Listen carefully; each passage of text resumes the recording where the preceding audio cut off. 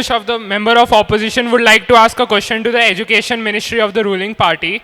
What are the implications of the National Education Policy 2020 on the autonomy of the state government in managing educational institutes, and how might this impact local educational practices?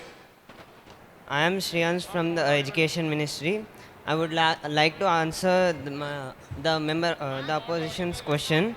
The NEP 2020, while setting a broad national framework, recognizes the diversity of our nation and the importance of local governance. The policy encourages a collaborative approach between the central and the state governments. It provides flexibility for states to adapt and implement the guidelines in ways that best suit their unique educational landscapes. State governments retain significant control over the management and administration of their educational institutions.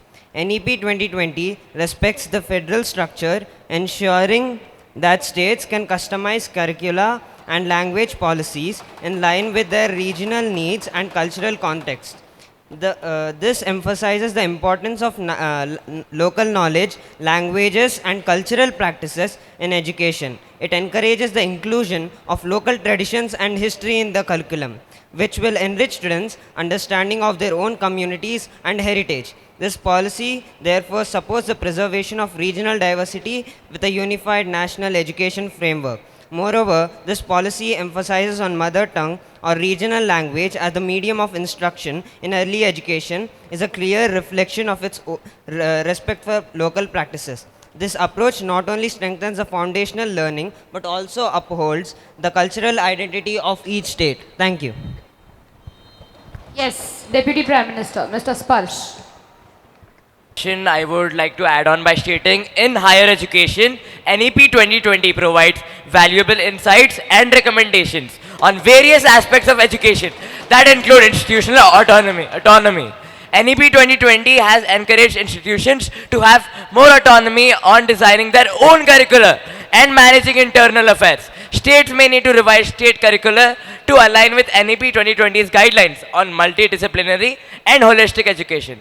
States also have the flexibility to adapt to these standards and to address regional educational needs and cultural contexts. This allows the states to implement localized solutions within the framework provided by the policy.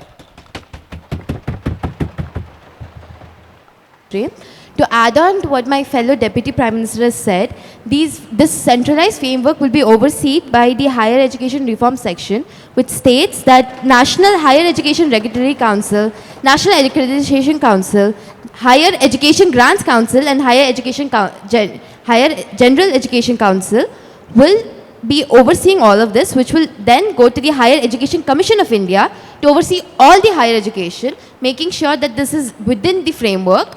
And this would make the work easier and more concise, unlike the opposition's questions.